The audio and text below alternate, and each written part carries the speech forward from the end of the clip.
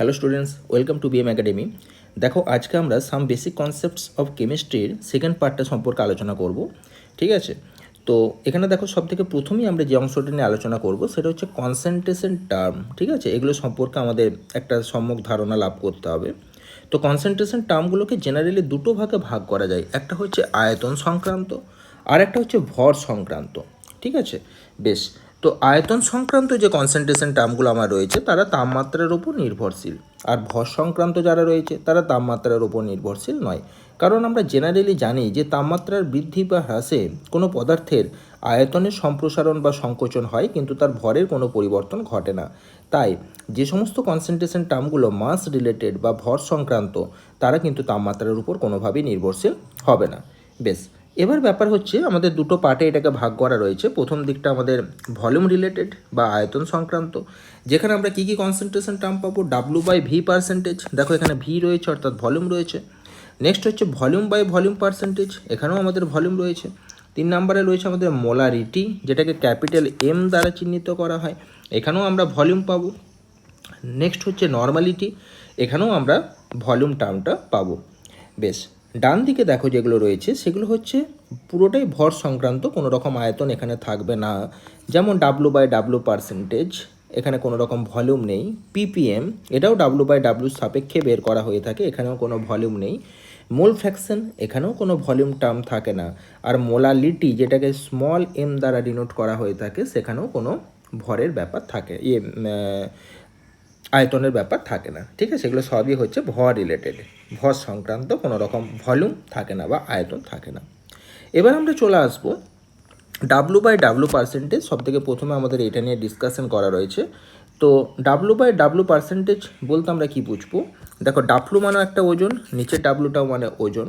তার মানে ওপরে হবে আমাদের দ্রাবের ওজন বা দ্রাব্যের ওজন, আর নিচে আমাদের যেটা হবে সেটা হচ্ছে আমাদের দ্রবণের ওজন। ঠিক আছে, দ্রাবের ওজন বা দ্রবণের ওজন করে যখন আমরা বের করব এটাকে, তখন আমরা এটাকে বলতে পারবো যে ডাব্লু/ডাব্লু পার্সেন্টেজ। ঠিক আছে, এই হচ্ছে ব্যাপার, ইন্টু 100, তাহলে আমাদের পার্সেন্টেজটা বেরিয়ে যাবে। যেমন 10 গ্রাম চিনি 100 গ্রাম জলে দ্রবীভূত করা হলো, তাহলে ডাব্লু/ডাব্লু পার্সেন্টেজ কত হবে, এই হচ্ছে আমার কোশ্চেন। তাহলে এটার যখন আমরা অ্যান্সার বের করব তখন কিভাবে বের করব। ডাব্লু/ডাব্লু পার্সেন্টেজ বের করছি, ওপরে দ্রাবের ওজন আমাদেরকে লিখতে হবে। এখানে দ্রাব মানে কি, চিনি। আমরা জানি যেটা পরিমাণে কম থাকে সেটাকে দ্রাব বলা হয় বা সলিউট বলা হয়, যেটা পরিমাণে বেশি থাকে সেটাকে দ্রাবক বলা হয়, এবং উভয়ের মিক্সচারটাকে দ্রবণ বলা হয়। এই হচ্ছে ব্যাপার। তার মানে আমাদের এখানে দ্রাব হচ্ছে চিনি আর দ্রাবক হচ্ছে জল। তার মানে ওপরে আমাদের দ্রাবের ওজন লিখতে হবে, তার মানে চিনির ওজন লিখতে হবে, তার মানে ওপরটাতে আমরা 10 লিখলাম। নিচে দেখো দ্রবণের ওজন লিখতে হবে। তো আমাদের এখানে জল তো আর দ্রবণ নয়, জল হচ্ছে দ্রাবক। তাহলে দ্রবণ পেতে গেলে আমাকে জলের সাথে চিনিটাকে যোগ করে টোটাল 100 + 10 সমান 110 গ্রাম, এটা হচ্ছে আমার দ্রবণের ওজন। তার মানে আমাকে নিচে যে ওজনটা লিখতে হবে সেটাকে 100 লেখা চলবে না, 110 লিখতে হবে। বেশ, 10/110 × 100, এটাকে পার্সেন্টেজ করলে আমার দাঁড়ালো 9.09%। পরের কোশ্চেনটা দেখো, 20 গ্রাম NaCl 100 ml দ্রবণে দ্রবীভূত করা আছে, ডাব্লু/ডাব্লু পার্সেন্টেজ জানতে চেয়েছে। তো এখানে দেখো দ্রাবের পরিমাণটা হচ্ছে 20 গ্রাম, এটা নিয়ে কোনো অসুবিধা নেই, ডাব্লুটা দেওয়া আছে। ঠিক আছে, দ্রাবের ওজন দেওয়া আছে। আচ্ছা, দ্রবণের ওজন দেওয়া নেই, দ্রবণের আয়তন দেওয়া আছে। ঠিক আছে, বেশ, তাহলে আমাদের এখানে আয়তন থেকে ওজনটাকে বের করতে হবে। তো আয়তন থেকে ওজন বের করতে গেলে আমাদের ঘনত্বের সাহায্য নিয়ে আমাদেরকে ওজনটাকে বের করতে হবে। আমাদের হাতে ফর্মুলা রয়েছে, কি ফর্মুলা রয়েছে, যে ঘনত্ব সমান হচ্ছে আমাদের ভর বাই আয়তন। ডি সমান হচ্ছে M/ভি, যেখানে এম মানে হচ্ছে ভর, এখানে এম মানেই হচ্ছে আমাদের ডাব্লু, তার মানেই হচ্ছে আমাদের ভর, আর ভি মানে হচ্ছে ভলিউম, মানে হচ্ছে আয়তন। তাহলে এখান থেকে এই যে আমাদের ঘনত্বের মান দিয়ে দিয়েছে, আয়তনের মান দিয়ে দিয়েছে, এখান থেকে আমরা এম সমান বা ডাব্লু সমান পেয়ে যাব ডি × ভি। তাহলে এম সমান আমরা পেয়ে গেলাম 1.2 × 100, তার মানে 120 গ্রাম, এই ভ্যালুটা আমরা পেয়ে গেলাম। এটাকে আমরা এম এর ভ্যালু বলতে পারি বা ডাব্লুর ভ্যালু বলতে পারি, এখানে আমরা দ্রবণের ওজন বলতে পারি। তাহলে এটাই হচ্ছে আমার দ্রবণের ওজন। ব্যাস, এই হলো আমাদের ব্যাপার। দ্রাবের ওজন আমাদের আগে থেকেই দেওয়া আছে, সেটা হচ্ছে 20 গ্রাম। তাহলে আমাদের এখানে অ্যান্সারটা কী দাঁড়াবে, 20/120, ঠিক আছে। তাহলে আমার এখানে অ্যান্সারটা দাঁড়াবে W/W% সমান 20/120 ইন্টু 100। এই হচ্ছে ব্যাপার। এটাকে কাটাকাটি করলে কত হয়, 100/6, তার মানে আমার হচ্ছে 50/3, ঠিক আছে। 50/3 মানেই হচ্ছে আমার 16.67%। ব্যাস ক্লিয়ার হয়ে গেল পুরো ব্যাপারটা। আচ্ছা, এবার নেক্সট হচ্ছে V/V%। আমরা W/W% কমপ্লিট করলাম। এবার আমরা যেটা আলোচনা করব সেটা হচ্ছে V/V% নিয়ে আমরা এবার আলোচনা করব। তো V/V% মানে কি, এখানে একদম ভেরি ইজিলি আমরা বুঝতে পারছি, ভি ফর ভলিউম, তাহলে দ্রাবের আয়তন হবে বাই দ্রবণের আয়তন হবে। আগে যেমন আমরা ওজন লিখছিলাম, এখানে আমরা আয়তন লিখব ইন্টু 100 করব, তাহলে V/V% পেয়ে যাব। ব্যাস এই ব্যাপার। তো 10 ml HCl 100 ml দ্রবণে উপস্থিত আছে, এই হচ্ছে প্রশ্ন। তাহলে V/V% কত? তাহলে আমাদের দ্রাবের আয়তন হচ্ছে 10 ml, দ্রবণের আয়তন 100 ml, এখানে স্পষ্ট করে বলে দিয়েছে দ্রবণের কথা। তার মানে আমাদের এখানে অ্যান্সার হয়ে যাবে 10/100 ইন্টু 100 মানে 10%। বেশ, যদি আমাদের এখানে দ্রবণ না বলে এটাকে যদি আমাদের দ্রাবক বলতো, তাহলে আমাদেরকে এই 100-র সাথে 10টাকে যোগ করে নিচে 110 করতে হতো। বেশ, 3 নম্বর হচ্ছে W/V%। W/V%, তার মানে ওপরটাতে হবে আমাদের দ্রাবের ওজন, নিচটাতে হবে আমাদের দ্রবণের আয়তন। সবসময় মনে রাখবে ওপরটা দ্রাবের জন্য, নিচটা দ্রবণের জন্য, তারপরে এইটা যেমন থাকবে সেরকম অনুযায়ী নামগুলো লিখতে হবে। তাহলে ওপরটা দ্রাব, ডাব্লু আছে বলে ওজন, নিচটা দ্রবণ, ভি আছে বলে আয়তন ইন্টু 100। কী হবে অ্যান্সার, মানে একটা কোশ্চেন দেওয়া আছে দেখো, 100 ml দ্রবণ, আচ্ছা 5 গ্রাম NaCl, কোনো অসুবিধা নেই। তাহলে ওপরটাতে আমাদের দ্রাবের ওজনটা দিয়ে দিয়েছে, ডাব্লুটা দিয়ে দিয়েছে 5 গ্রাম, নিচটা দিয়ে দিয়েছে আমাদের দ্রবণের আয়তন, মানে 100 ইন্টু পার্সেন্টেজ করলাম, 5% বেরিয়ে গেল। বেশ, এই হচ্ছে ব্যাপার। নেক্সট একটা প্রশ্ন রয়েছে যে NaCl এর W/V% যদি আমার 10% হয়, তাহলে আমার W/W%টা আমার কত হবে, এই হচ্ছে প্রশ্ন। আচ্ছা, এখন এটাকে আমরা কী করে বের করব, W/W%টাকে আমরা কী করে বের করব? দেখো W/V% দেওয়া আছে আমার 10।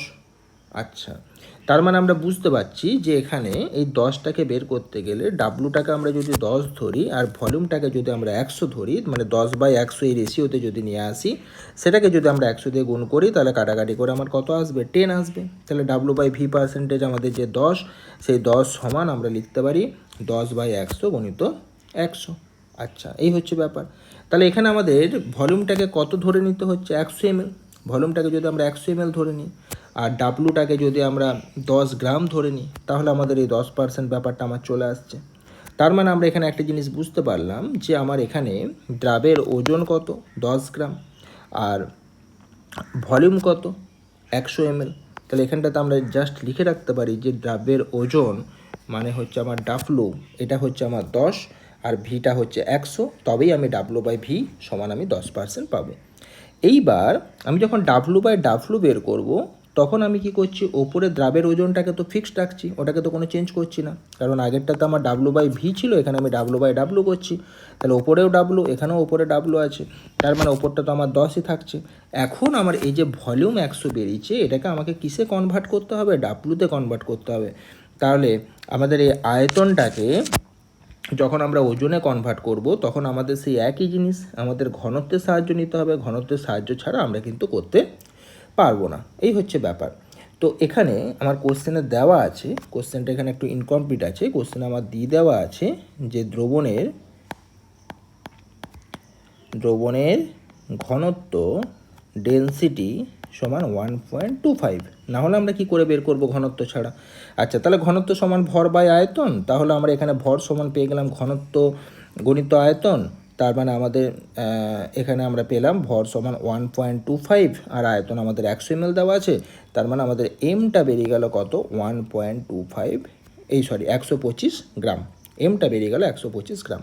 এবার W/W% আমরা সহজেই বের করে ফেললাম, 10/125 ইন্টু 100 সমান আমার বেরিয়ে গেল কত, 8%। তাহলে একটা জিনিস তোমরা খেয়াল রাখবে, খুব ভালো করে কোশ্চেনটার দিকে লক্ষ্য রাখবে, যে যেটা আমার কোশ্চেনে দেওয়া আছে, যে ডেটাগুলো, সেই অনুযায়ী আমার সূত্রটা আসছে কি না। যদি দেখো যে দেওয়া নেই, কখনো ডাব্লুটাকে ভলিউমে ট্রান্সফার করতে হচ্ছে, কখনো ভলিউমটাকে ডাব্লুতে ট্রান্সফার করতে হচ্ছে, তখন দেখবে কোশ্চেনে আমার ডেনসিটি দেওয়া থাকবে, ডেনসিটির সাহায্য নিয়ে আমরা সেই ট্রান্সফারটাকে করে নিতে পারবো। ডি সমান এম বাই ভি আমরা করে করে অভ্যস্ত, ওই জন্য আমরা এম লিখেছি। এখানে যেটাই এম সেটাই হচ্ছে আমার ডাব্লু। এমের জায়গাতে আমরা এই জায়গাটাতে প্রত্যেকটা জায়গায় ডাব্লু এখানে লিখতে পারি। বা তোমরা কোশ্চেনে কখনো কখনো এখানে এম বাই ভি পার্সেন্টেজও দেওয়া থাকতে পারে, ডাব্লু বাই ভি এর জায়গাতে হয়তো এম বাই ভি দেওয়া থাকলো। এখানে এম মানে আর কিছুই নয়, মাস, ঠিক আছে, বা ওয়েট। বেশ, নেক্সট হচ্ছে পিপিএম। পিপিএমটা অ্যাকচুয়ালি এসেছে ডাব্লু বাই ডাব্লু থেকে। এই যে আমরা ডান দিকে পেয়েছিলাম পিপিএম, এই পিপিএমটা আর কিছুই নয়, এটা হচ্ছে W by W into percentage 100 না করে এটাকে আমরা 10⁶ করতে হয়, তাহলে পিপিএমটা চলে আসে। বেশ, ঠিক আছে, আমরা এবার দেখবো যে পিপিএমটা কী করে আসে। পিপিএম মানেও হচ্ছে আমাদের দ্রাবের ভর মানে ডাব্লু বাই দ্রবণের ভর ইন্টু 10⁶। এখন ব্যাপার হচ্ছে 10⁶ কেন লেখা হচ্ছে। দেখো, পিপিএম শব্দের পুরো অর্থ কী? পিপিএম শব্দের পুরো অর্থ হচ্ছে parts per million, parts per million. আচ্ছা, তাহলে 1 মিলিয়ন মানে কত লক্ষ? 10 লাখ। 1 মিলিয়ন মানে 10 লাখ আমরা জানি। তার মানেই হচ্ছে 1 লাখ মানে আবার 10⁵, তাহলে 10 লাখ মানে হচ্ছে 10⁶। তার মানে আমাদের যখন পিপিএম বের করব তখন আমরা ইন্টু 100 না করে আমরা 10⁶ করবো। ব্যাস, এই হচ্ছে সূত্র, আর বিশেষ কিছু এখানে দরকার নেই। এবার আমরা কোশ্চেনে চলে আসছি। 10⁶ গ্রাম দ্রবণে 4 গ্রাম চিনি দ্রবীভূত আছে, পিপিএমটা কত? কি অ্যান্সার হবে আমার? আমার অ্যান্সার হবে পিপিএম সমান দ্রাবের ওজন কত? 4, দ্রবণের ওজন কত? 10⁶ ইন্টু 10⁶। ঠিক আছে, 100 না করে 10⁶ করলাম, কেটে গেল, আমার 4 পিপিএম অ্যান্সার চলে এলো। বেশ, পিপিএমের মান হয়ে গেল 4। নেক্সট চলে আসে আমরা মোল ফ্র্যাকশন। মোল ফ্র্যাকশন একদম সহজ ব্যাপার। ধরো আমার একটা দ্রবণে দ্রাবক আছে আর দ্রাবক আছে, ঠিক আছে। দ্রাবের মোল সংখ্যা 1, দ্রাবকের মোল সংখ্যা 4। কারণ আমরা জেনারেলি জানি দ্রাবকটা পরিমাণে কম থাকে, দ্রাবকটা বেশি থাকে। তাহলে দ্রাবের মোল ভগ্নাংশ হবে 1 বাই টোটাল মোল সংখ্যাটা, মানে 1 + 4, মানে কত হচ্ছে 1/5। আর দ্রাবকের মোল ভগ্নাংশ হবে 4 বাই টোটালটা, মানে 4/5। তাহলে এই মোল ভগ্নাংশটাকে আমরা একটা ফর্মুলা আকারে এখানে লিখতে পারি, যে মোল ফ্র্যাকশন অফ এ, অর্থাৎ এর মোল ভগ্নাংশ সমান এর মোল সংখ্যা বাই টোটাল মোল সংখ্যা, আর বি এর মোল ভগ্নাংশ সমান বি এর মোল সংখ্যা বাই টোটাল মোল সংখ্যা। ব্যাস, হয়ে গেল। যেমন 80 গ্রাম NaOH 108 গ্রাম জলে দ্রবীভূত করা আছে। NaOH এবং জলের মোল ফ্র্যাকশনটা জানতে চেয়েছে।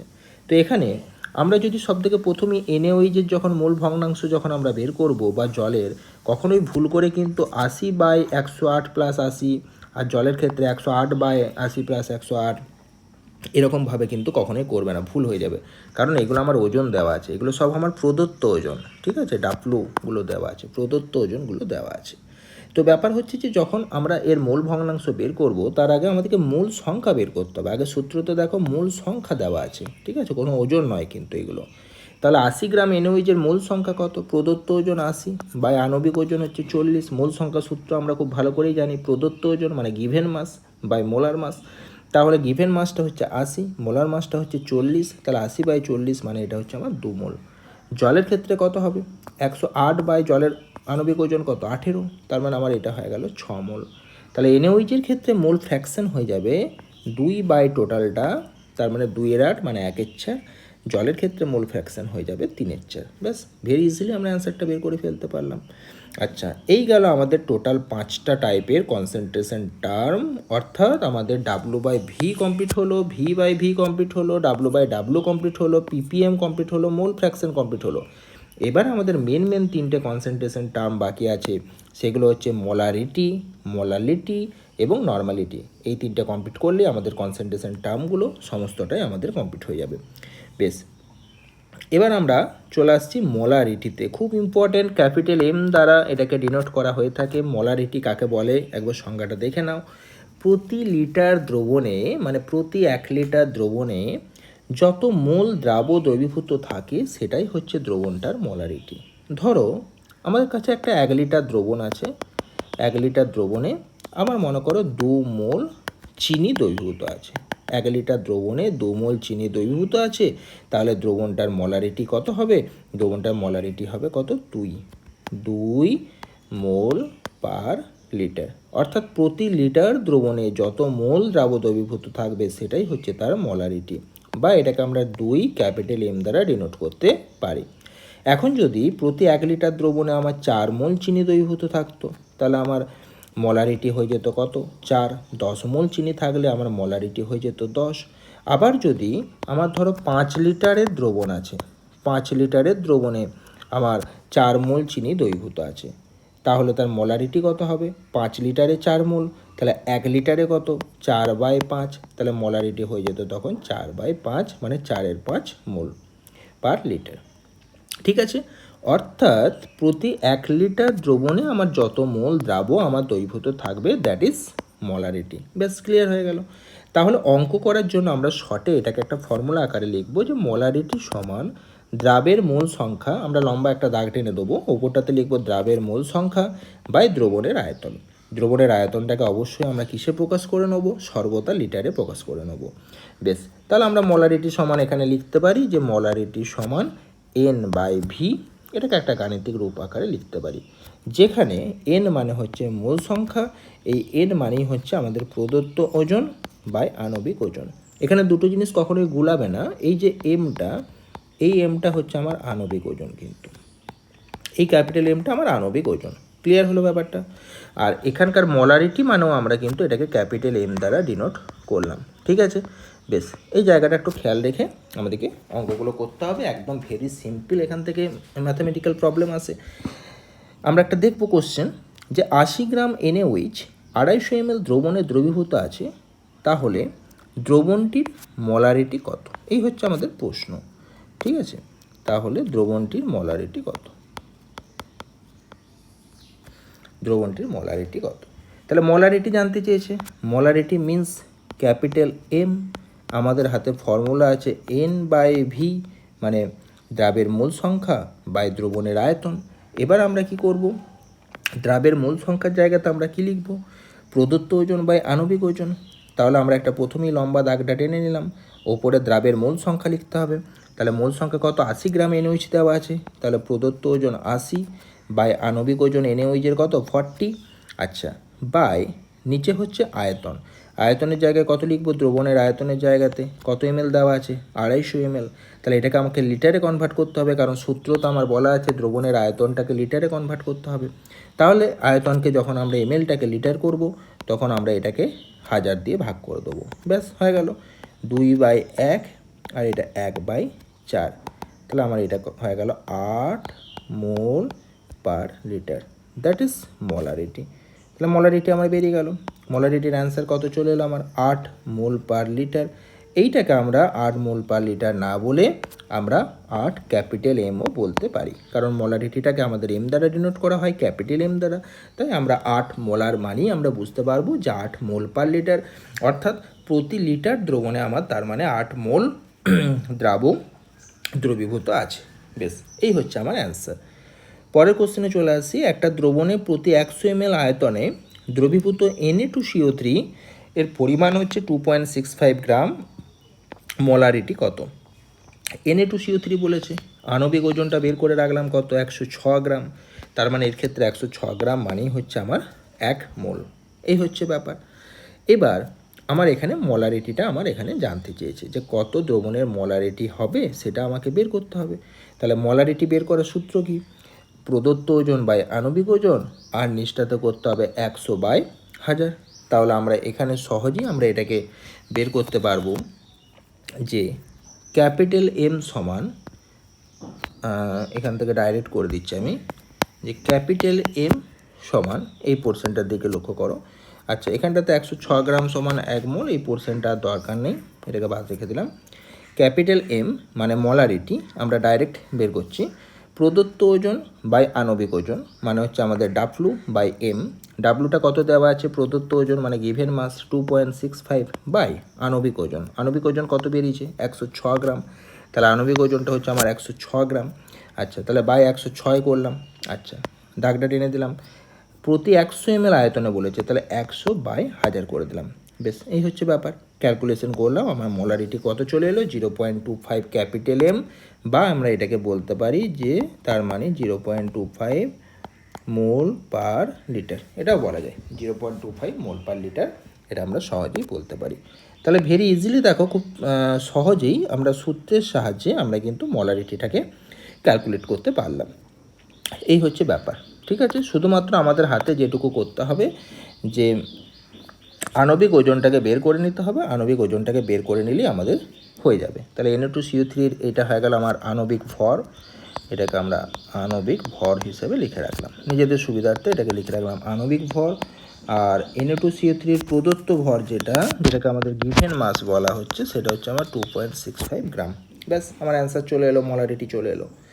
আচ্ছা, নেক্সট হচ্ছে যে আমাদের খানিকগুলো মলার দ্রবণ নেওয়া আছে এখানে, তার কি বের করতে হবে, সেই মলার দ্রবণগুলোর ক্ষেত্রে মলারিটি বের করতে হবে, ঠিক আছে। এটাকে মুখস্থ রাখবে, এখান থেকে কোশ্চেন আসতে পারে এটার সাহায্য নিয়ে আর কি। আচ্ছা, কিভাবে করব জিনিসটাকে দেখো, যদি মলার দ্রবণ বলে তার মানে আমরা বুঝে যাব যে নিঃসন্দেহে সেটা মলারিটি কত, এক মলার দ্রবণের কথাই বলছে। যদি আমাদের কোশ্চেনে বাইমলার দ্রবণ দেওয়া থাকে তার মানে আমরা বুঝবো মলারিটি 2, তাহলে m সমান হচ্ছে 2। আচ্ছা, সেমি মোলার তার মানে m/2, তার মানে মলারিটি হাফ। ডেসিমোলার মানে m/10, তার মানে m সমান 1/10। সেন্টিমোলার মানে m/100, তার মানে m এর মানটা হচ্ছে কত, মলারিটি কত, 1/100। এটাকে মুখস্থ রাখবে যে বাই মানে হচ্ছে m সমান 2। আচ্ছা, সেমি মানে হাফ, ডেসি মানে 1/10, সেন্টি মানে 1/100। খেয়াল রাখবে, না হলে এটা এই পোর্শনটা থেকে উত্তর করা যাবে না। যেমন একটা প্রশ্ন দেওয়া আছে যে একটা 100 সেন্টিমিটার কিউব সেমি মোলার বলে দিয়েছে, সেমি মোলার মিন্স মলারিটির মানটা হাফ। এখানে জলীয় দ্রবণে যে কেউইচ আছে তার ভর কত, মানে আমার ডাব্লুটা অ্যাকচুয়ালি জানতে চেয়েছে, ঠিক আছে। তো আমার সূত্র কি, মোলারিটি সমান n/v, n মানে আবার w/m/v, w মিন্স প্রদত্ত ওজন। আচ্ছা, এখানে m মানে হচ্ছে আণবিক ওজন। আচ্ছা, আর v মানে হচ্ছে আয়তন। তাহলে m এর জায়গায়, মলারিটির জায়গায় আমার এখানে কি বসানো রয়েছে, হাফ বসানো রয়েছে, বেশ কোনো অসুবিধা নেই। w/56 করা আছে কারণ কেউইচের আণবিক ভরটা কত, 56। পটাশিয়ামের হচ্ছে 39, অক্সিজেনের 16 আর হাইড্রোজেনের 1, তাহলে এটা হয়ে গেল আমাদের টোটাল 56। এটা হচ্ছে আমার আণবিক ভর, ঠিক আছে। 56 গ্রামটা হচ্ছে আমার আণবিক ভর, এই হচ্ছে ব্যাপার। আচ্ছা, ডাব্লুটা জানতে চেয়েছে, আর এখানে আয়তনটা দেওয়া আছে 100 সেন্টিমিটার কিউব। আমরা জানি যে 100 সেন্টিমিটার কিউব মানেই হচ্ছে আমার 100 ml, ঠিক আছে। 100 সেন্টিমিটার কিউব মানেই হচ্ছে আমার 100 ml, এই হচ্ছে ব্যাপার। আচ্ছা, তার কারণটা কি, তার কারণটা হচ্ছে 1 লিটার মানে 1000 সেন্টিমিটার কিউব, তার মানে হচ্ছে আমার 1000 ml। 1000 সেন্টিমিটার কিউব মানে হচ্ছে আমার 1000 ml। তাহলে 1000 সেন্টিমিটার কিউব মানে যদি আমার 1000 ml হয়, তাহলে আমার 100 সেন্টিমিটার কিউব মানে আমার 100 ml হবে। তার মানে আমার এখানে যে ভরটা বেরিয়ে গেল সেটা হচ্ছে আমার 100 বাই আমি কি করে ফেললাম, 1000 করে ফেললাম, ঠিক আছে। কারণ আমার এখানে যে আয়তনটা দেওয়া আছে এটাকে লিটারে কনভার্ট করতে হবে, ঠিক আছে। তাহলে mlটাকে লিটারে কনভার্ট করার জন্য আমি আবার 1000 দিয়ে ভাগ করলাম, যেমন করে আগেরগুলো করেছি। কাটাকাটি করে আমার এখানে দেখা গেল যে আমার ডাব্লুর যে মানটা সেটা কত আসছে, 2.8। তাহলে আমার এখানে যে ডাব্লুর মানটা হবে সেটা হয়ে যাচ্ছে 2.8 গ্রাম। এটা আমার অ্যান্সার হিসেবে চলে এলো, ব্যাস হয়ে গেল আমাদের এই অ্যান্সারটা। নেক্সট হচ্ছে মলারিটি অফ ডাইলিউশন। যখন কোনো একটা দ্রবণকে আরও দ্রাবক যোগ করে ডাইলুট করা হয়, ঠিক আছে। আমরা মনে করো প্রথমে একটা দ্রবণ নিয়েছি, n মোল দ্রাবক, যেখানে v1 হচ্ছে তার আয়তন, m1 হচ্ছে তার মলারিটি, তাহলে m1 সমান হচ্ছে n/v1, এই হচ্ছে ব্যাপার। আমরা এখানে কিছু পরিমাণ ওয়াটার হয়তো ধরো অ্যাড করলাম, কিছু পরিমাণ ওয়াটার এখানে অ্যাড করলাম। অ্যাড করলে কি হবে, আমাদের দ্রাবকের পরিমাণটা বেড়ে যাবে। দ্রাবকের পরিমাণটা বেড়ে গেলে তার আয়তনটা বেড়ে যাবে। তাহলে প্রথমে যেখানে আমার আয়তন ছিল v1, আমার এখানে আয়তন হয়ে যাবে v2। আমার মলারিটিটা চেঞ্জ হয়ে যাবে, প্রথমে ছিল m1 এখন হয়ে যাবে m2, কারণ আমি দ্রাবকের পরিমাণটা বাড়ানোর সাথে সাথে আমার দ্রবণের পরিমাণটা বাড়ছে। আচ্ছা, কিন্তু দ্রাবের মোল সংখ্যাটা আমার একই থাকছে, এখানেও n মোল ছিল, এখানেও n মোল ছিল। তাহলে এখানে m1 সমান হয়ে যাচ্ছে আমার n/v1, এখানে m2 সমান হয়ে যাচ্ছে n/v2। আচ্ছা, তার মানে এখান থেকে আমরা পেয়ে যাচ্ছি যে n সমান m1v1, এটা একটা পেয়ে গেলাম, n সমান m1v1। আচ্ছা, আর এখানটার থেকে আমরা পেয়ে যাচ্ছি যে n সমান m2v2, দুটো জিনিস আমরা পাচ্ছি। তার মানে আমরা এখানে তো দুটোকে সমান করে বলতেই পারি যে অতএব m1v1 সমান m2v2। তাহলে মলারিটি অফ ডাইলিউশনের ক্ষেত্রে আমাদের দেখা যাচ্ছে যত বেশি আয়তন বাড়বে তত তার মলারিটি কমবে, যত আয়তন কমবে তার মলারিটি তত বাড়বে, ঠিক আছে। অর্থাৎ দ্রবণের আয়তনের সাথে মোলারিটির সম্পর্ক হচ্ছে ব্যস্তানুপাতিক। আয়তন যত গুণ বাড়বে মোলারিটি তত গুণ কমবে। এই জিনিসটা আমাদেরকে খেয়াল রাখতে হবে। ঠিক আছে, বেশ। ধরো দ্রাবকের আয়তনটা 5 গুণ বাড়িয়ে দেওয়া হলো, তার মানেই হচ্ছে আমার মোলারিটিটা 5 গুণ কমে যাবে। ঠিক আছে, এই জিনিসটা আমাদেরকে এখানে খেয়াল রাখতে হবে। নেক্সট হচ্ছে মোলালিটি। এতক্ষণ ধরে আমরা যেটা পড়লাম সেটা ছিল মোলারিটি। এবার আমরা যেটা পড়ব সেটা হচ্ছে মোলালিটি, যেটাকে স্মল এম দ্বারা ডিনোট করা হয়ে থাকে। ঠিক আছে, সংজ্ঞাটা কি? আগেরটা ছিল প্রতি 1 লিটার দ্রবণে, এখানে হচ্ছে প্রতি 1 কেজি দ্রাবকে। এই জায়গাটাই আমাদেরকে চেঞ্জ করতে হচ্ছে। তাহলে প্রতি 1 কেজি দ্রাবকে, ঠিক আছে, প্রতি 1 কেজি দ্রাবকে যত মোল দ্রাব দ্রবীভূত থাকে তাকে বলা হয়ে থাকে মোলালিটি। আচ্ছা, তার মানে ব্যাপারটা কীরকম দাঁড়ালো? আগেরটা ছিল প্রতি 1 লিটার দ্রবণে যত মোল দ্রাব দ্রবীভূত থাকে তাকে মোলারিটি বলা হয়, ক্যাপিটাল এম বলা হয়। এখন বলা হচ্ছে যে প্রতি 1 কেজি দ্রাবকে যত মোল দ্রাব দ্রবীভূত থাকছে তাকে আমার মোলালিটি বলা হচ্ছে। তার মানে মোলালিটি সমান দ্রাবের মোল সংখ্যা। আগেও ছিল দ্রাবের মোল সংখ্যা উপরটাতে, এখনও দ্রাবের মোল সংখ্যা আছে, লবের পোর্শনটা একই আছে। আগে নিচটাতে ছিল দ্রবণের আয়তন, এখানে আমাকে লিখতে হচ্ছে দ্রাবকের ভর বা ওজন। আগেরটাকে লিটারে কনভার্ট করতে হচ্ছিল, এটাকে আমার কেজিতে কনভার্ট করতে হবে। এই হচ্ছে ব্যাপার।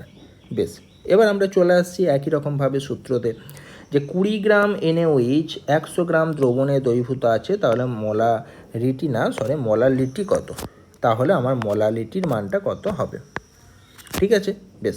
তাহলে দেখো 20 গ্রাম NaOH মানে কত মোল? মোল সংখ্যা হচ্ছে আমার হাফ। 20 গ্রাম NaOH মানে আমার হাফ মোল NaOH। দ্রবণটা কত? 100 গ্রাম। তাহলে দ্রাবক আমার কত আছে? 80 গ্রাম। কারণ আমার এখানে নিচে যে ওজনটা লিখতে হবে সেটা হচ্ছে দ্রাবকের ওজন লিখতে হবে, নট দ্রবণের ওজন। তাহলে মোলালিটি যখন আমরা বের করব ফর্মুলাটা একই হবে। মোলালিটি বের করার সময় আমরা আগেই দাগটা টেনে দেবো, ওপরটাতে মোল সংখ্যা বের করব, দ্রাবের মোল সংখ্যা। দ্রাবের মোল সংখ্যা আমরা একটু আগে বের করে ফেলেছি, হাফ। তোমরা ডাইরেক্টও করতে পারো, 20/40 এখানটাতে করে হাফ বের করতে পারো, বাই নিচটাতে হচ্ছে দ্রাবকের ওজন কত? 80, বাই এটাকে হাজারে ভাগ করতে হবে, নাহলে তো কেজিতে আসবে না। কাটাকাটি করে চলে আসছে আমার 6.25, ঠিক আছে, মোল পার কেজি। 6.25 মোল পার কেজি। আগেরটা মোল পার লিটার হচ্ছিল, কারণ প্রতি 1 লিটার দ্রবণ ছিল। এখানে মোল পার কেজি হবে, কারণ প্রতি 1 কেজি দ্রাবক হচ্ছে বা প্রতি 1 কেজি সলভেন্ট হচ্ছে, সেই কারণে মোল পার কেজি হচ্ছে। আগেরটাকে ক্যাপিটাল এম দ্বারা ডিনোট করেছিলাম, এটাকে আমরা স্মল এম দ্বারা ডিনোট করছি। বেশ, মোলালিটি বেরিয়ে গেল। তাহলে মোলালিটি জানতে চাইলে প্রথম কাজ হচ্ছে মোলালিটি সমান একটা বড় করে দাগ টেনে দেবে। ওপরে দ্রাবের মোল সংখ্যা 20 গ্রাম দেওয়া আছে, বাই 40 করে দিলে প্রদত্ত ওজন বাই আণবিক ওজন মোল সংখ্যা বেরিয়ে গেল। আর নিচে দেখে নিলে 100 গ্রাম দ্রবণ আছে, তাহলে 100/1000 কিন্তু এখানে করা চলবে না। প্রথমে দ্রাবকটা বের করে নিতে হবে। 100 - 20 মানে হচ্ছে কত? 80, বাই কত করে দিলে 1000, ক্যালকুলেশন করবে 6.25 অ্যান্সার চলে আসবে। ব্যাস, ভেরি ইজিলি আমার বেরিয়ে গেল। পরের প্রশ্নতে চলে আসছি। 0.85 গ্রাম অ্যামোনিয়া 100 ml দ্রবণে দ্রবীভূত আছে, মোলারিটি জানতে চেয়েছে। একটা ঘনত্ব দিয়ে দিয়েছে, ঘনত্বের সাহায্য নিয়ে আমাদেরকে তার মানে এখানে বের করতে হবে। কেন ঘনত্বের সাহায্য নিয়ে বের করতে হবে? কারণ এখানে দ্রবণের আয়তন দেওয়া আছে। তো আমরা জানি দ্রবণের আয়তন দিলে জেনারেলি আমার এখানে ভেরি ইজিলি ক্যাপিটাল এম মানে মোলারিটিটা বেরিয়ে যেত। মোলারিটি মানে আমরা কি করতাম? দেখো, যদি ক্যাপিটাল এম বের করতে দিত তাহলে ওপরটাতে আমরা প্রদত্ত ওজন 0.85/17 করে দিতাম, মানে আণবিক ওজন। নিচটা আমার দ্রবণের আয়তন 100 ml দেওয়া আছে, বাই এটাকে 1000 করে দিতাম, যেটা আমার অ্যান্সার আসতো সেটাই আমার উত্তর হয়ে যেত, এত মোল পার লিটার। ব্যাস, আমার অ্যান্সার কমপ্লিট হয়ে যেত। কিন্তু আমার এখানে মোলালিটি চেয়েছে, তার মানে আমার এখানে দ্রবণের আয়তন নয়, দ্রবণের ওজন বের করতে হবে। দ্রবণের ওজন বের করলে শুধু হবে না, দ্রবণের ওজন থেকে দ্রাবের ওজনটাকে মাইনাস করতে হবে, দিয়ে দ্রাবকের ওজন বের করতে হবে, দিয়ে সেটা বাই 1000 করে নিচটাতে লিখতে হবে। তো এখন আমরা দেখি সেই জিনিসটা কী করে হচ্ছে। আমরা জানি ঘনত্ব সমান ভর বাই আয়তন, ঠিক আছে, ডি সমান হচ্ছে m/v। তাহলে ঘনত্ব কত দেওয়া আছে? এখানে 1.25 দেওয়া আছে। বেশ, 1.25 লিখেছি এখানে আমরা। ভরটা কত? m, বাই আয়তন কত? এখানে 100। তার মানে আমার এখানে ডাব্লুর মানটা মানে ভরের মানটা বেরিয়ে গেল কত? 125 গ্রাম। তাহলে 125 গ্রাম এটা হচ্ছে দ্রবণের ভর, ঠিক আছে, এই 125 গ্রাম এটা হচ্ছে আমার দ্রবণের ভর। তাহলে দ্রাবের ভর কত? 0.85 গ্রাম। তাহলে দ্রাবকের ভর কত? ঠিক আছে, তাহলে আমরা এখানে লিখতে পারি দ্রাবক এর ভর সমান কত হবে 125 থেকে 0.85 আমরা বিয়োগ করে দিলাম, তাহলে আমরা পেয়ে গেলাম 124.15 গ্রাম। ঠিক আছে, 124.15 গ্রাম পেলাম। এটা কার ভর? দ্রাবকের ভর। এবার আমরা কি ক্যালকুলেট করতে চাইছি? মোলালিটি ক্যালকুলেট করতে চাইছি। মোলালিটি ক্যালকুলেট করার সূত্র কি? মোলালিটি ক্যালকুলেট করার সূত্র হচ্ছে, ওপরে আমাদেরকে ভরটাকে লিখতে হবে। কীটাকে লিখতে হবে? দ্রাবের ভরটাকে। দ্রাবের ভর হচ্ছে আমার এখানে কত, মানে দ্রাবের মূল সংখ্যাটাকে লিখতে হবে, সরি। তাহলে আমাদের এখানে দ্রাবের মূল সংখ্যা সমান হচ্ছে দ্রাবের প্রদত্ত ওজন বাই হচ্ছে আণবিক ওজন। তার মানে ওপরটা আমার হয়ে গেল 0.85 বাই হচ্ছে কত, 17। বেশ, আর নিচটা আমার কি হয়ে গেল? নিচটা আমার হয়ে গেল 124.15 বাই 1000 দিয়ে ভাগ করতে হবে, নাহলে কেজিতে আসবে না। তাহলে আমার এখানে ডাইরেক্ট অ্যান্সার চলে এলো কত, 0.4 স্মল এম লিখতে পারি আমরা, বা আমরা এটাকে মোল পার কেজি হিসাবে লিখতে পারি। স্মল এম লেখা মানেই আমার এটা মোলারিটি বোঝাচ্ছে। যদি আমরা ক্যাপিটাল এম লিখতাম, মোলারিটি বোঝাতো। তাহলে এই হচ্ছে মোলারিটি আর মোলারিটির ডিফারেন্স। খুব ভালো করে রাখবে, খুব ইম্পর্ট্যান্ট টার্ম। ক্লাস 12এও এটা কাজে লাগবে, যখন দ্রবণ বা সলিউশন যে চ্যাপ্টারটা আছে ক্লাস 12-এ, সেখানে দেখবে সমস্ত অঙ্কতে আমাদের এই মোলারিটি, নর্মালিটি, এই কনসেপ্টগুলো আমার ওখানে কাজে লাগবে। নেক্সট হচ্ছে নর্মালিটি। নর্মালিটি ডেফিনেশনটা আবার একটু অন্যরকম। এটাকে ক্যাপিটাল এন দ্বারা প্রথমত ডিনোট করা হয়ে থাকে। ডেফিনেশনটা কি? প্রতি লিটার দ্রবণে, দেখো ক্যাপিটাল এম এর মানে মোলারিটির মতনই প্রথম শুরুটা হলো, প্রতি লিটার দ্রবণে বা প্রতি 1 লিটার দ্রবণে যত মোল ছিল ওখানে, এখানে হচ্ছে যত গ্রাম তুল্যাঙ্ক। এটা একটা নতুন টার্ম শিখলাম। যত গ্রাম তুল্যাঙ্ক দ্রাব দ্রবীভূত থাকে, তাকে ওই দ্রবণের বলা হয়ে থাকে নর্মালিটি। তাহলে নর্মালিটি সমান কি হবে? দাগটা টেনে দিলাম। নিচে হচ্ছে আমাদের দ্রবণের আয়তন। আয়তনটাকে কিসে প্রকাশ করতে হবে? অবশ্যই লিটারে প্রকাশ করতে হবে। আচ্ছা, আর ওপরে হচ্ছে দ্রাবের মূল সংখ্যা নয়, দ্রাবের গ্রাম তুল্যাঙ্ক সংখ্যা। বেশ, তাহলে মূল সংখ্যা তো আমরা জানি যে প্রদত্ত ওজন বাই আণবিক ওজন। তাহলে গ্রাম তুল্যাঙ্ক সংখ্যা ব্যাপারটা আবার কি? তো গ্রাম তুল্যাঙ্ক সংখ্যা মানে হচ্ছে প্রদত্ত ওজন বা প্রদত্ত ভর বাই আণবিক ওজন নয়, তুল্যাঙ্ক ভর। তাহলেই আমার গ্রাম তুল্যাঙ্ক সংখ্যা পেয়ে যাব। তাহলে মূল সংখ্যার সময় প্রদত্ত ভর বাই আণবিক ভর করতাম, গ্রাম তুল্যাঙ্ক সংখ্যার সময় প্রদত্ত ভর বাই তুল্যাঙ্ক ভর করছি। তাহলে এখন আবার তুল্যাঙ্ক ভর ব্যাপারটা কি? তুল্যাঙ্ক ভর তো আমরা আগে পড়েছি, ইকুইভ্যালেন্ট ওয়েট। ইকুইভ্যালেন্ট ওয়েট মানে হচ্ছে আবার আণবিক ভর বাই হচ্ছে যোজ্যতা। বেশ, তাহলে এতগুলো টার্ম আমাদেরকে এখানে শিখে রাখতে হচ্ছে। তাহলে এখানে আমরা যদি এটাকে শর্টে এইভাবে লেখার চেষ্টা করি পাঁচটাতে, তাহলে দেখো আমরা খুব সহজে এইভাবে লিখতে পারি এটাকে, যে আমার নর্মালিটি সমান, আমি দাগটা টানলাম। আচ্ছা, দাগটা ইজিলি টানার পর আমরা এখানে নিচটা নিয়ে তো আমার কোনো অসুবিধা নেই, নিচটা আমার এখানে লিখে ফেললাম দ্রবণের আয়তন, এটাকে লিটারে কনভার্ট করলাম। আচ্ছা, লিটারে নিয়ে আসতে হবে যেসেই থাকুক না কেন। ওপরে হচ্ছে দ্রাবের গ্রাম তুল্যাঙ্কের সংখ্যা। দ্রাবের গ্রাম তুল্যাঙ্কের সংখ্যা মানেই আমরা লিখতে পারি প্রদত্ত ভর বা আণবিক ভর না লিখে আমরা এখানে লিখলাম তুল্যাঙ্ক ভর। তার পরের লাইনে কি হবে? প্রদত্ত ভর যেটা আছে সেটা থাকলো, তুল্যাঙ্ক ভরের জায়গাতে আমরা কি লিখব? আণবিক ভর বাই যোজ্যতা দিয়ে বড় করে দাগটা দিলাম। তার নিচে আমরা কি লিখলাম? দ্রবণের আয়তন। ক্লিয়ার এতটা অবধি? দ্রবণের আয়তন ব্র্যাকেটে লিটার। আচ্ছা, এখানে এনটাকে একটু নিচের দিকে লিখি, তাহলে আমাদের সুবিধা হবে। তার নিচের লাইনে আমরা কি লিখব? যে এন সমান আমার হয়ে যাবে প্রদত্ত ভর বাই আণবিক ভর। আচ্ছা, যোজ্যতাটা দেখো ওপরে গুণ হয়ে চলে আসবে, বাই দ্রবণের আয়তন ব্র্যাকেটে লিটার। ক্লিয়ার হলো ব্যাপারটা? এই এবার এখানে একটা জিনিস লক্ষ্য করে দেখো, যে প্রদত্ত ভর যেটাকে আমরা এখানে লিখেছি বাই আণবিক ভর বাই দ্রবণের আয়তন। প্রদত্ত ভর বাই আণবিক ভর মানে কি? প্রদত্ত ভর বাই আণবিক ভর মানেই তো মূল সংখ্যা। তাহলে উপরে হচ্ছে দ্রাবের মূল সংখ্যা বাই নিচে হচ্ছে দ্রবণের আয়তন। এটা মানেই আমরা তো এতদিন অবধি কী পড়ে এসেছি? এটা মানেই আমরা পড়ে এসেছি মোলারিটি। তাহলে এন সমান মানে নর্মালিটি সমান আমরা এখানে পেয়ে গেলাম মোলারিটি ইন্টু যোজ্যতা। ঠিক আছে? এন সমান মোলারিটিটাকে ক্যাপিটাল এম দ্বারা প্রকাশ করলাম, যোজ্যতাটাকে আমরা জেড ফ্যাক্টর দ্বারা প্রকাশ করলাম। জেড ফ্যাক্টর মানে কখনো কখনো ডাইরেক্ট যোজ্যতা হবে, অ্যাসিডের ক্ষেত্রে বেসিসিটি হবে, বেসের ক্ষেত্রে অ্যাসিডিটি হবে, অক্সিডেশন নাম্বার যখন পরিবর্তন হবে তখন সেই সংখ্যাটা হবে। এই দিয়ে আমরা এটাকে বার করতে পারবো। এই হচ্ছে ব্যাপার, এটাকে আমরা প্যারালেলি পাশে করে রাখলাম।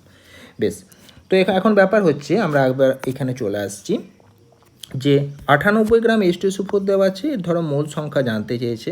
মোল সংখ্যা বেলাতে আমরা জানি প্রদত্ত ওজন বা আণবিক ওজন, H2SO4 এর আণবিক ওজন হচ্ছে 98, প্রদত্ত ওজনও 98 দেওয়া আছে, মোল সংখ্যা 1। 98 গ্রাম H2SO4 এর তুল্যাঙ্ক ভর কত? 2 দিয়ে ভাগ। কেন 2 দিয়ে ভাগ হলো? কারণ এখানে আমাদের দুটো H প্লাস বেরোতে পারে, তার মানে এর বেসিসিটি কত? 2। তাহলে অ্যাসিডের ক্ষারগ্রাহিতা দিয়ে ভাগ করে আমরা এর তুল্যাঙ্ক ভর পেলাম। আচ্ছা, এবার আমরা এই গ্রাম তুল্যাঙ্ক ভর আমরা কী করে পাবো, বা গ্রাম তুল্যাঙ্ক সংখ্যা আমরা কী করে পাবো, যেটাকে আমরা এখানে লিখেছি গ্রাম তুল্যাঙ্ক সংখ্যা। গ্রাম তুল্যাঙ্ক সংখ্যা সমান হচ্ছে প্রদত্ত ভর বাই তুল্যাঙ্ক ভর।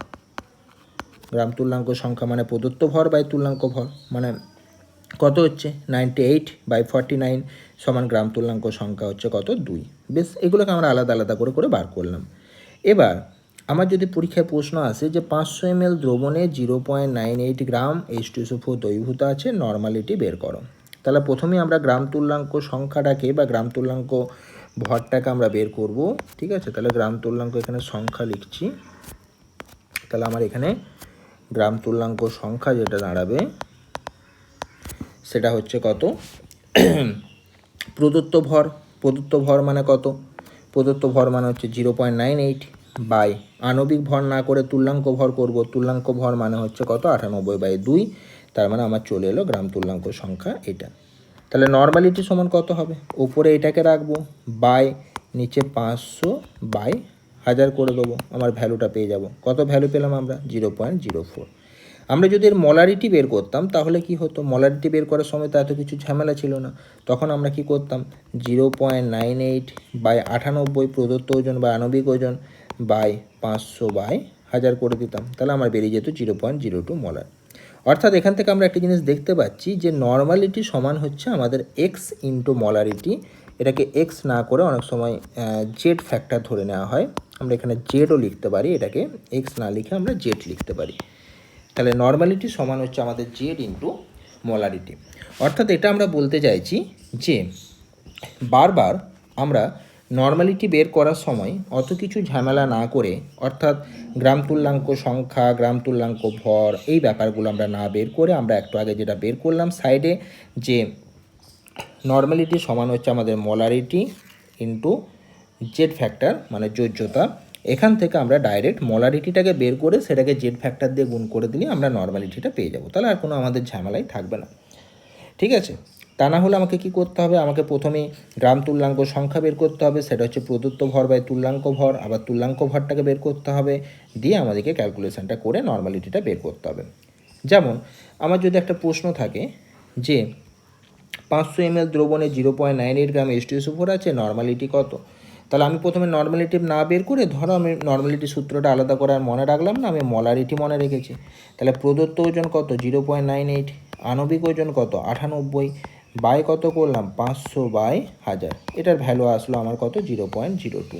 বেশ, এবার এই যে মোলারিটি আমার 0.02 বেরোলো, আমি এখানে সূত্রটা পুট করে দিলাম, নর্মালিটি সমান molarity into Z factor.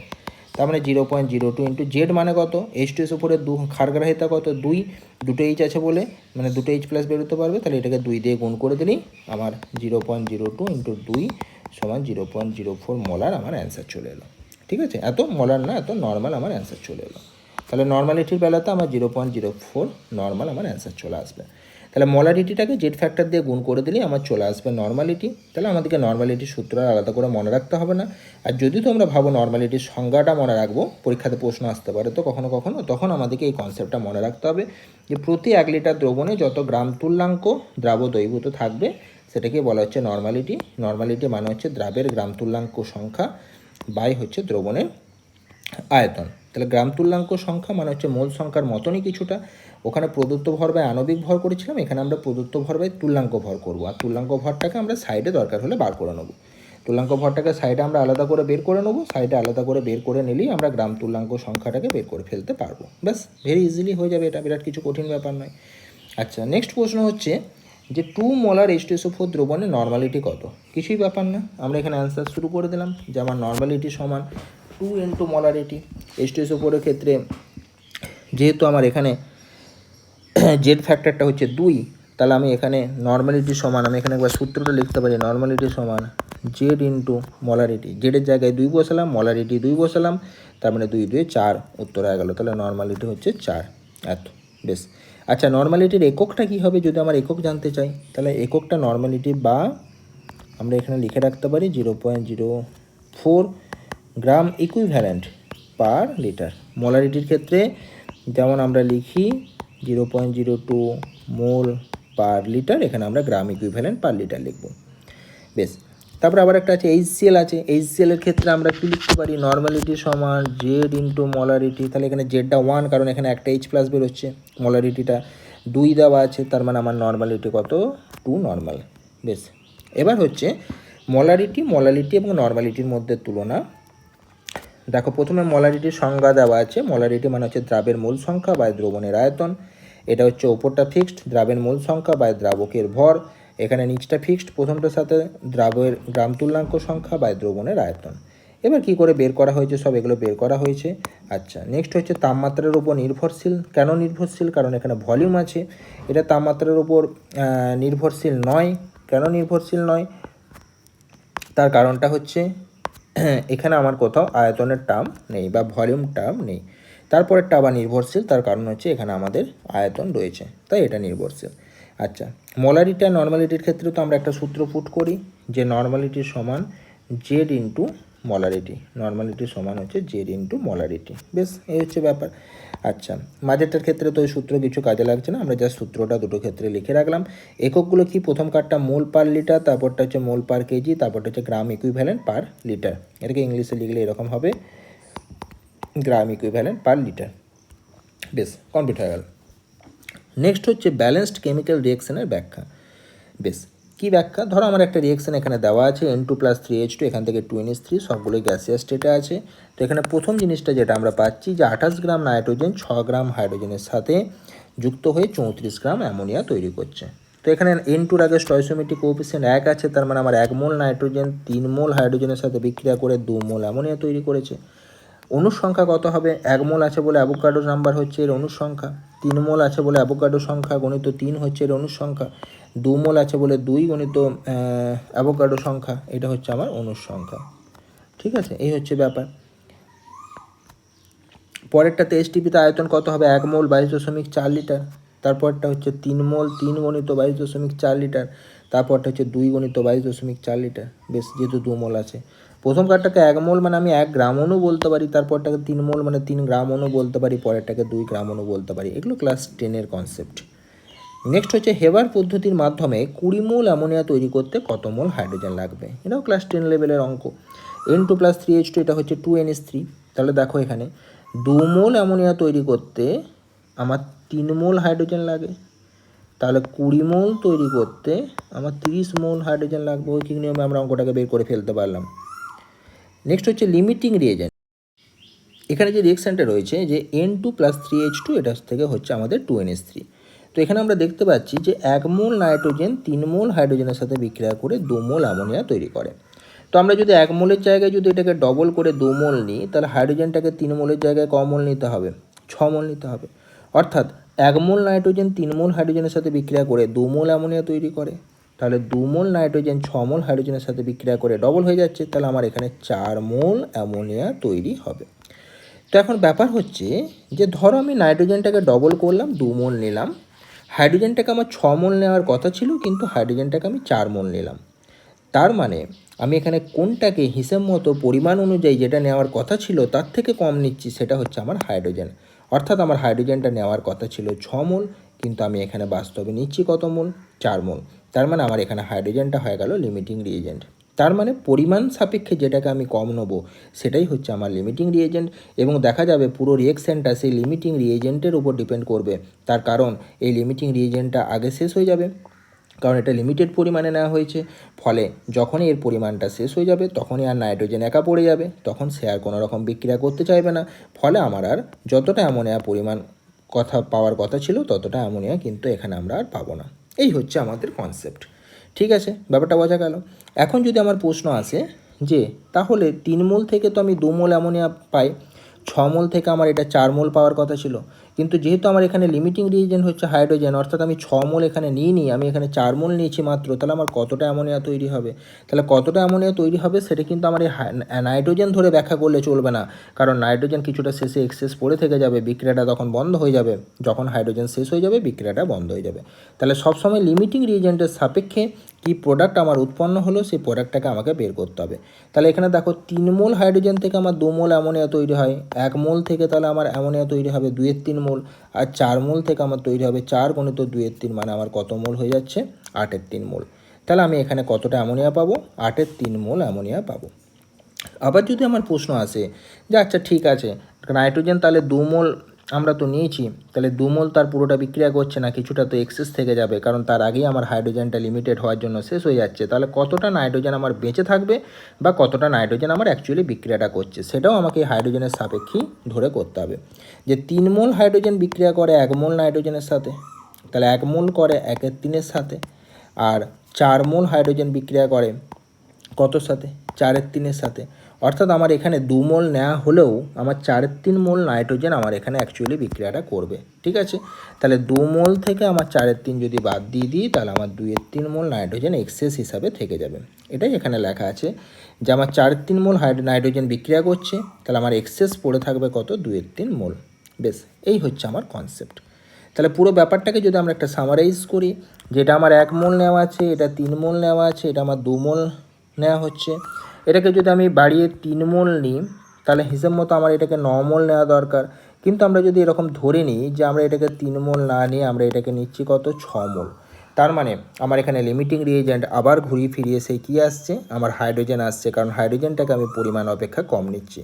Clear হচ্ছে ব্যাপারটা? তাহলে আমাদের এখানে প্রোডাক্ট হিসেবে আমরা কতটা পাবো? 3 মোল হাইড্রোজেন থেকে আমরা 2 মোল অ্যামোনিয়া পাই, তাহলে 6 মোল থেকে আমরা কত পাবো?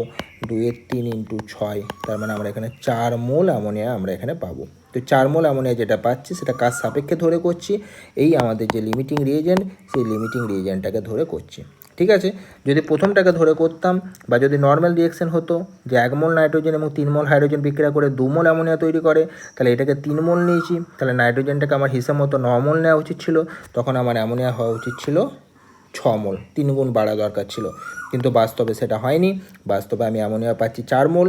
তার কারণটা হচ্ছে আমার এখানে হাইড্রোজেনটা লিমিটিং রিয়েজেন্ট, হাইড্রোজেনটা আগে ভাগে শেষ হয়ে যাবে, হাইড্রোজেনটা শেষ হয়ে গেলে আমার বিক্রিয়াটা বন্ধ হয়ে যাবে। এই হচ্ছে ব্যাপার।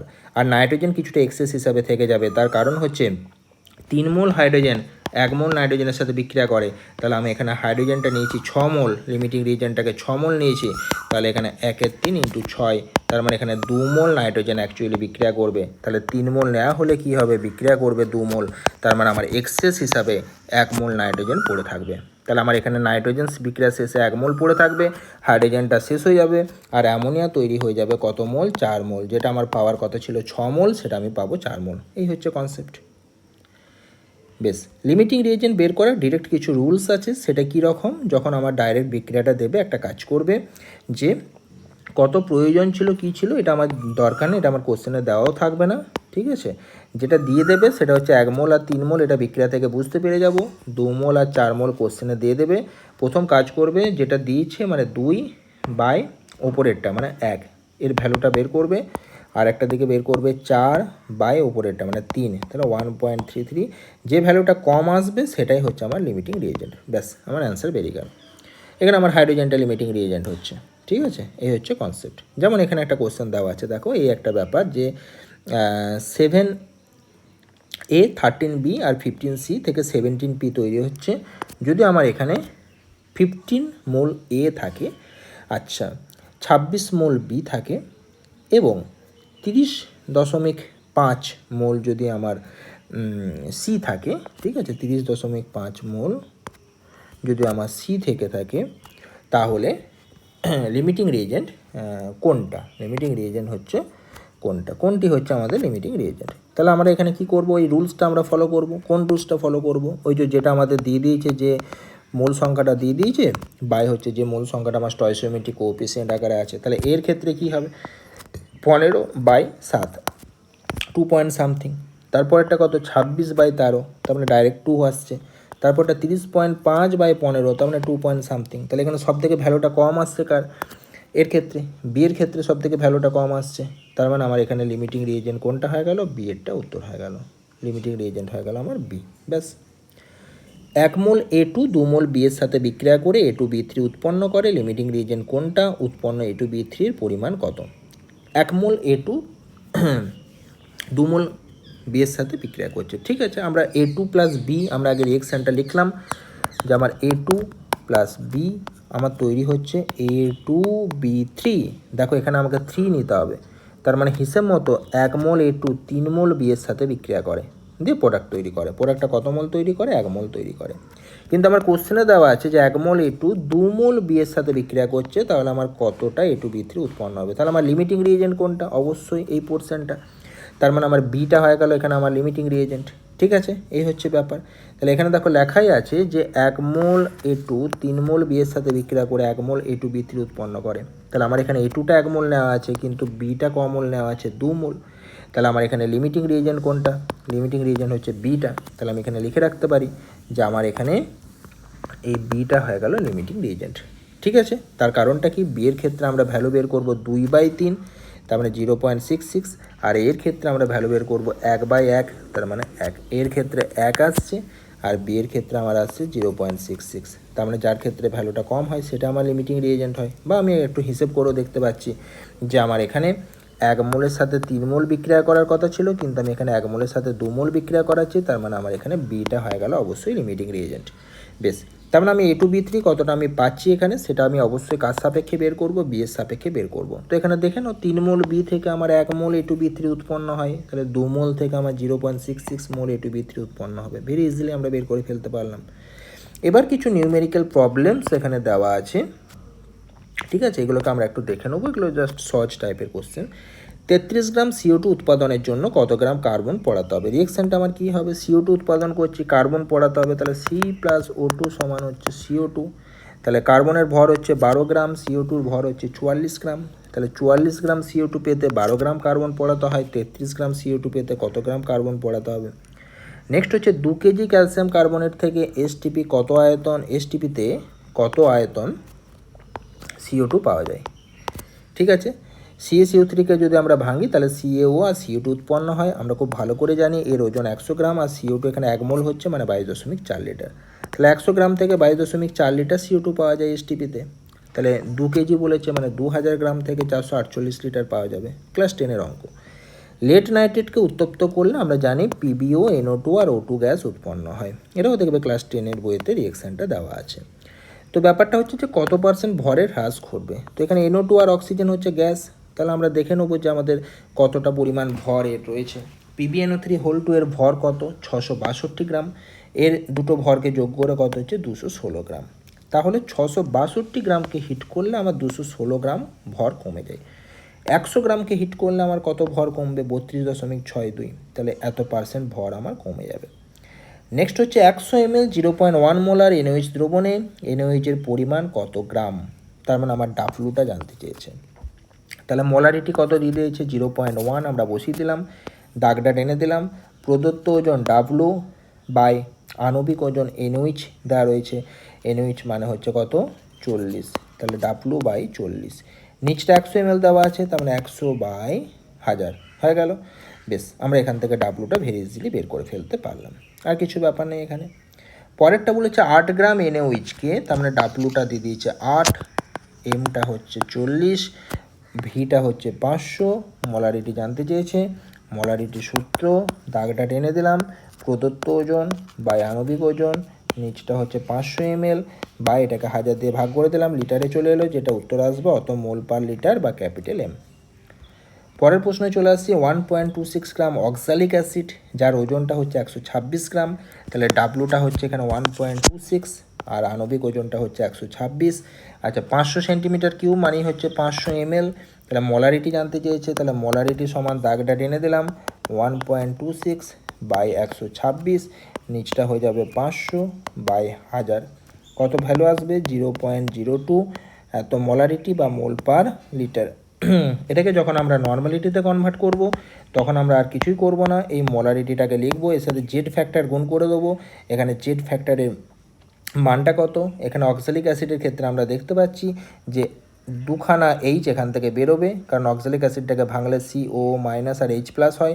তাহলে এখানে হোল 2 করা আছে, তার মানে আমি এখানে দুটো এইচ পাচ্ছি, তার মানে বেসিসিটি হচ্ছে 2, তারপরে আমার অ্যান্সার চলে আসবে 0.04 নর্মাল। ব্যাস, ভেরি ইজিলি আমরা নর্মালিটি বের করে ফেলতে পারলাম।